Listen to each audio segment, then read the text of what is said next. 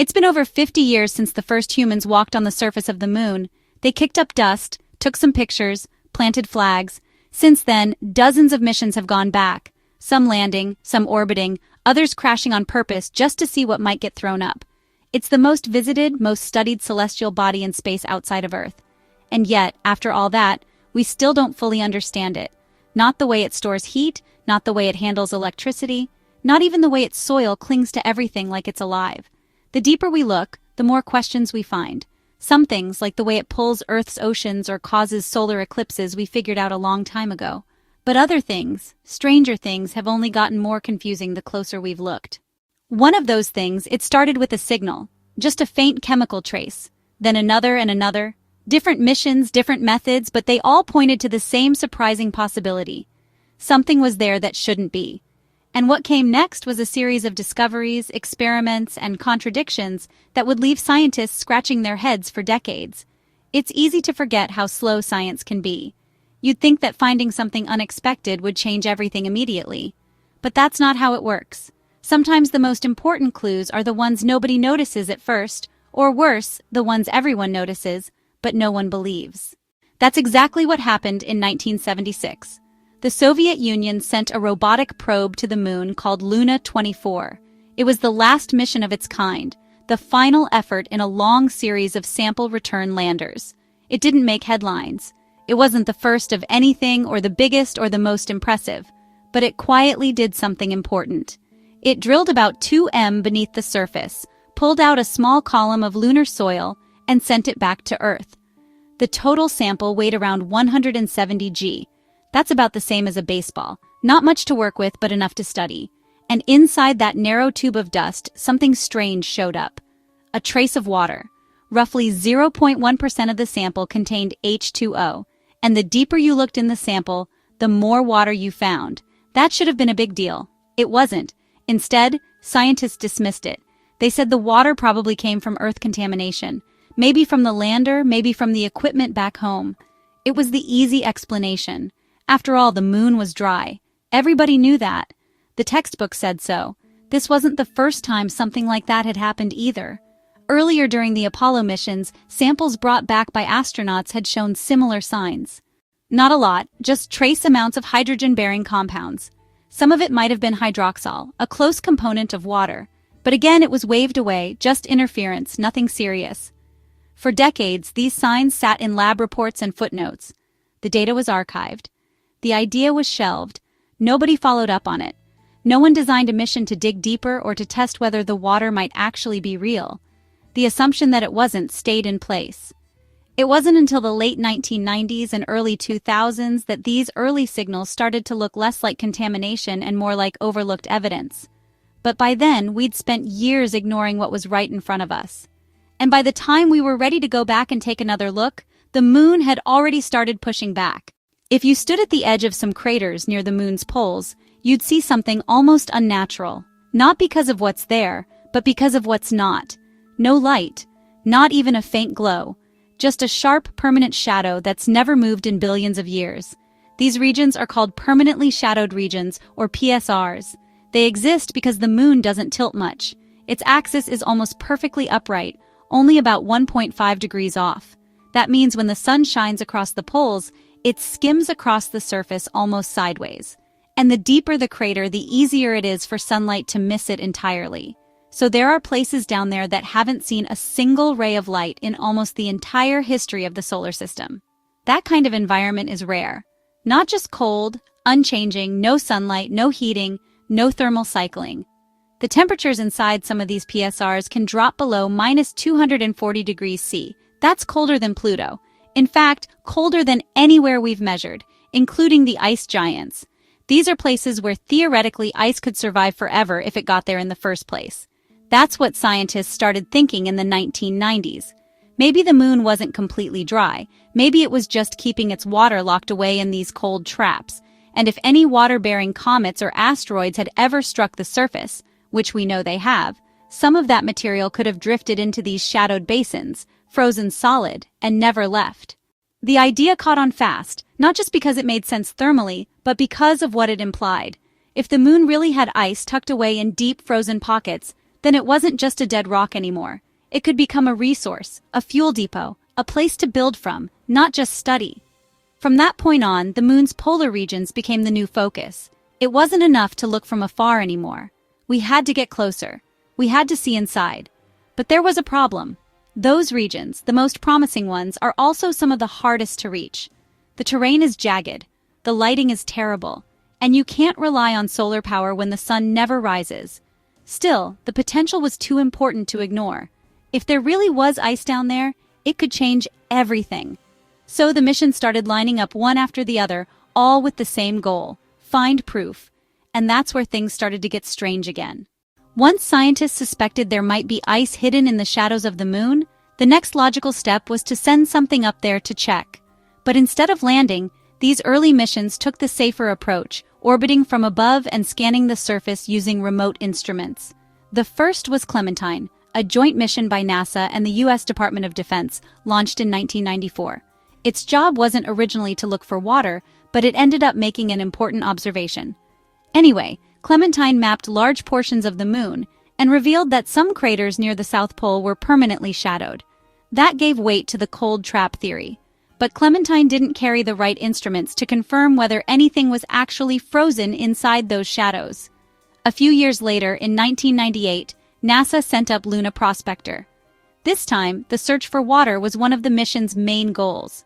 Using neutron spectroscopy, the spacecraft looked for signs of hydrogen, a potential indicator of water or hydroxyl compounds, by measuring how particles bounced off the lunar surface. And it found something. Lunar Prospector detected high concentrations of hydrogen near both poles, especially around the permanently shadowed regions. It was exactly what scientists had hoped to see. On paper, this meant there could be anywhere from 10 million to 300 million metric tons of water ice spread out across the lunar poles. That's not a puddle.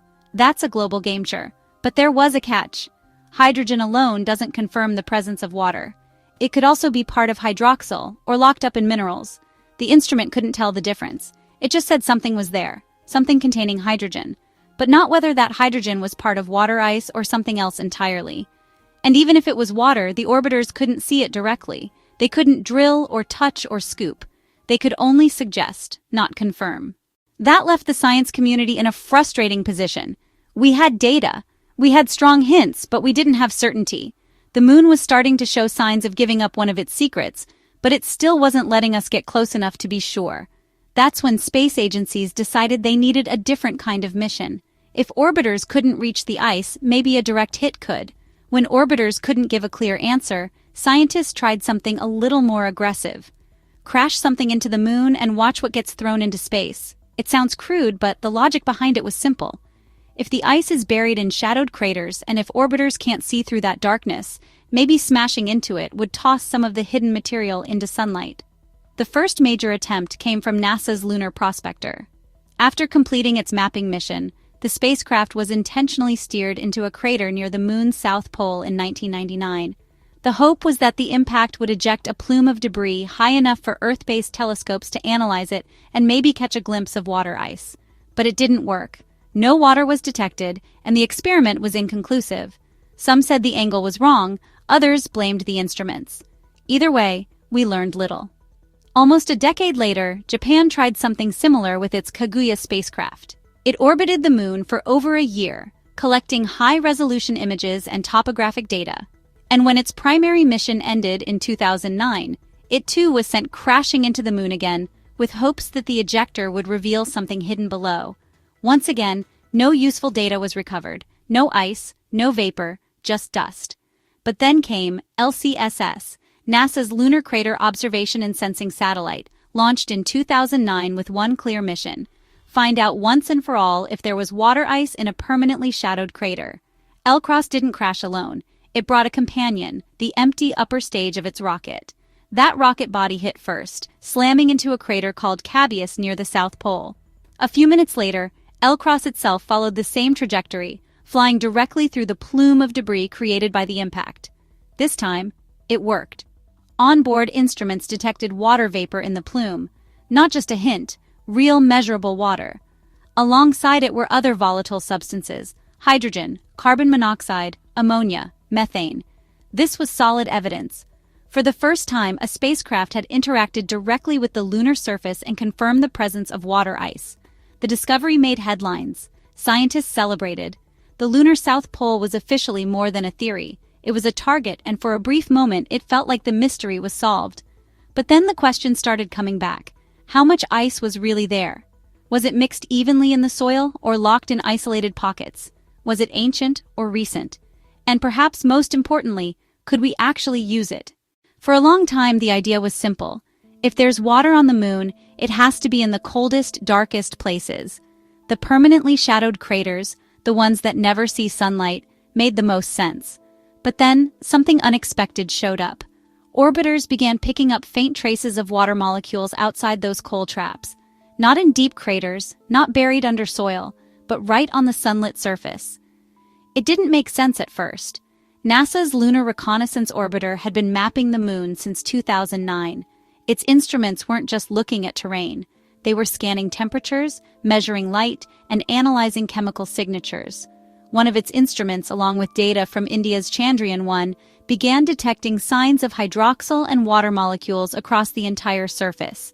Not everywhere and not in high concentrations, but widespread enough to catch attention. Even more surprising was how the signal changed over time. During the lunar day, especially around noon, when the surface was hottest, the water signals weakened or disappeared entirely. But as the surface cooled in the late afternoon and evening, the signals came back. It was as if the moon was sweating. Water molecules vanished during the heat of the day, then returned at night. Not as puddles, not even as frost, just a few scattered molecules clinging to the surface or possibly shifting through the thin lunar exosphere. No one expected that. It's hard to overstate how unusual this is. The moon doesn't have an atmosphere. There's no pressure to hold water vapor, no weather to create cycles, no clouds, no rain. And yet the data suggested something like a lunar water cycle, not driven by evaporation or condensation like Earth, but by solar heating and cooling on a molecular scale. So where was it coming from? There are a few theories. One idea is that micrometeorites, tiny space rocks constantly hitting the surface, might be delivering small amounts of water or releasing it from minerals on impact. Another theory involves the solar wind. The sun constantly blasts the moon with charged hydrogen particles. When those particles hit oxygen-bearing minerals in the soil, they might create hydroxyl, and over time some of that could turn into actual water. But no matter the source, one thing became clear. The moon wasn't completely dry, not even on the surface. And this changed the conversation again. Because if there's trace water almost everywhere, maybe we don't have to build a base right next to a frozen crater. Maybe the moon's surface is just wet enough to gather what we need. If we can figure out how that realization widened the map. In 2023, India launched a mission that was supposed to be different. While many spacecraft had orbited the moon, mapped its terrain, or crashed into craters, Chandrayaan-3 was built to land and to land somewhere specific.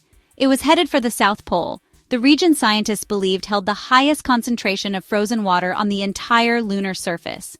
By this point, the reasoning felt solid. Multiple missions had detected hydrogen signatures. LCROSS had confirmed water vapor in a shadowed crater. The temperature data pointed to cold enough conditions to preserve ice. Everything added up. All that was left was to send something down there and finally see it up close. Chandrayaan-3 arrived in July. The lander named Vikram touched down successfully, making India the fourth country to land on the moon and the first to land near the lunar South Pole. Inside was a small rover called Pragyan, equipped with tools specifically designed to test the moon's surface and confirm what so many missions had suggested for years, that ice was there, except it wasn't. The rover moved slowly, scanning the regolith with two instruments. One used lasers to break down surface material and read its chemical composition. The other used alpha particles and X-rays to do the same thing in a different way. These weren't estimates, they were direct in situ measurements. Exactly the kind of hard data scientists had been waiting for. And yet, when the results came in, the findings were unexpected. The instruments picked up aluminum. They found iron, calcium, chromium, sulfur, even titanium. All good information important for understanding the moon's geology and history. But one thing was missing: hydrogen. And without hydrogen, there's no water. The rover searched different areas. It stopped near craters. It examined untouched soil.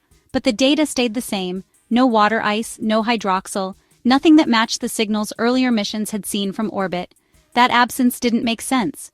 This was supposed to be the moon's wettest region. the very place scientists had marked as the most promising. So why was it dry? Had something changed?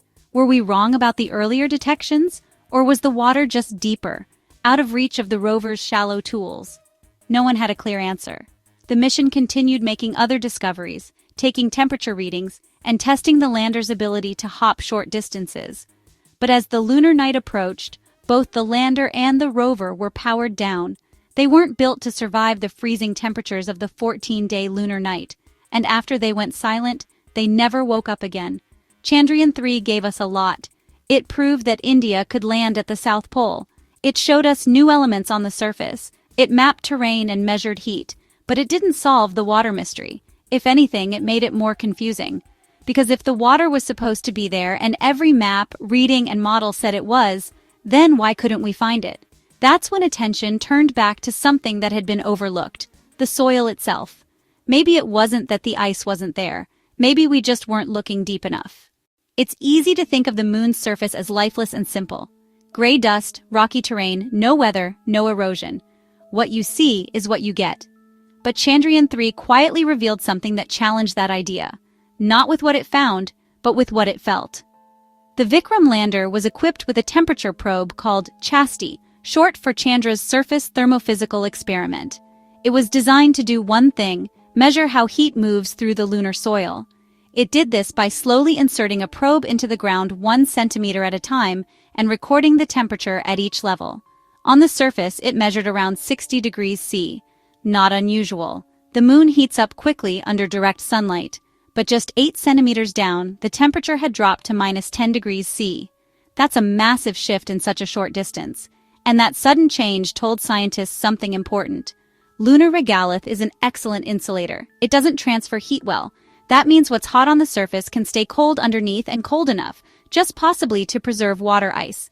This wasn't a theoretical model. It was a direct observation.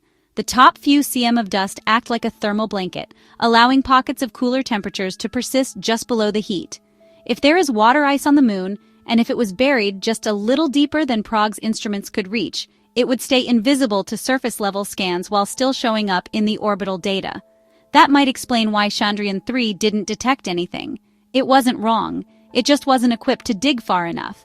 And this matches other clues. Earlier, Apollo and Luna missions had hinted that water content increased with depth.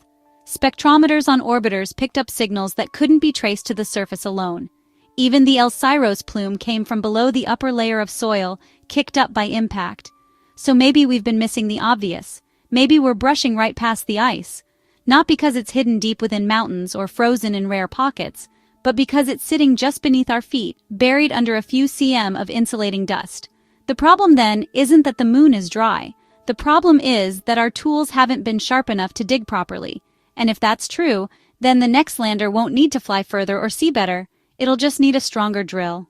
For decades, the search for lunar water was treated as a scientific curiosity, a way to better understand the moon's history, its geology, and the story of how water moves through the solar system. But that's no longer the main reason people are interested in it. Today, lunar water means something much more immediate: independence. Because if we can find usable water on the moon, enough to extract, purify, and store, it unlocks everything else. First, it makes long-term lunar missions possible. Water is heavy. Launching it from Earth is expensive. Every liter costs thousands of dollars to deliver. But if astronauts can source it locally, it reduces what they need to bring with them. That water could be used for drinking, cooking, cleaning, or cooling equipment, all without relying on constant resupply from Earth. Second, water can be split into hydrogen and oxygen, the same fuel mix used in many modern rockets. If we can build a system to extract water ice and convert it into propellant, the moon becomes more than a destination. It becomes a refueling station, a place where spacecraft can top up before heading deeper into space, to Mars, to asteroids, or beyond. That changes the math. Right now, every mission must carry all its fuel from the start. But a base on the moon with access to its own resources reduces the load. Launching from the moon is easier too. Gravity is just 1/16 of Earth's. That means less energy, less cost, and more flexibility. A spacecraft that launches from the moon doesn't need a giant rocket. It needs a push. Third, local water changes how we build. It can support closed-loop life support systems, recycling waste into usable resources. It can even help grow food.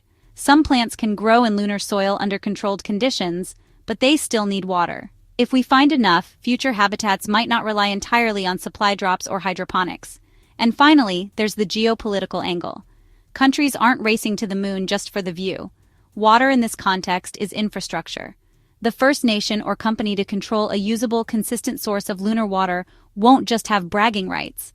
They'll have leverage over access, over logistics, over where and how we build the future of space exploration. That's why the South Pole is getting crowded. That's why missions keep circling the same regions. And that's why every time we get close to confirming the ice is there and usable, the urgency picks up. This isn't about curiosity anymore. It's about capability. But even with all the interest, one thing remains painfully clear. We're still not sure how much water is actually available or how easy it will be to get.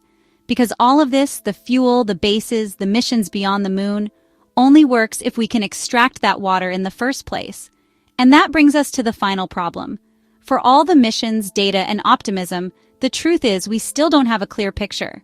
Every time it feels like we figured the moon out, it throws something new at us. A contradictory reading, a missing signature, an unexpected result. And this pattern has held over and over again. We've seen strong hydrogen signals from orbit, but no hydrogen in the soil when we land. We found signs of water vapor in impact plumes, but no frost, no ice sheets, no visible buildup. Even in craters that have never seen sunlight, places cold enough to keep ice frozen for billions of years, high-resolution cameras still haven't captured anything that clearly looks like ice. Instead, we get ambiguity. Shallow probes come up dry. Instruments detect water that seems to vanish during the day. Rovers drive past craters that should be full of frozen material only to find more dust. Even new technologies like ShadowCam, with its ability to image the darkest places on the moon, haven't yet revealed the kind of clear, reflective ice patches scientists hoped for. It raises an uncomfortable question. What if we've been wrong about how the moon stores water? What if the models need revision? Or worse, what if the water is there, but so thinly spread, so deeply buried, or so chemically locked into the soil that we're not ready to access it yet? There's also the possibility that our tools, for all their precision, aren't quite good enough. Orbiters can't dig. Landers have shallow drills. Spectrometers can only read what light bounces back. And even then, interpretation is tricky. Hydrogen doesn't always mean water. Surface brightness doesn't always mean ice. And yet, despite the confusion, the interest hasn't slowed down. If anything, it's accelerating. More missions are being planned. More landers are being built. The South Pole is still the target. And the assumption is still the same. There's something valuable hiding there. We just haven't unlocked it yet. Maybe the next mission will bring better tools, a deeper drill, a working extraction system. Maybe it'll finally dig below that invisible threshold and pull up something cold and solid. Or maybe it'll just add to the list of strange results. Another reminder that the moon doesn't give away its answers easily. But one thing is certain. Whatever secrets the moon is keeping, they won't stay hidden forever. We've come too far and we're too close now. And if we do find what we're looking for, not just molecules, not just shadows, but actual usable water, it'll be the beginning of something much bigger than the moon itself. Because the moment we stop depending on Earth for everything is the moment space becomes open for good.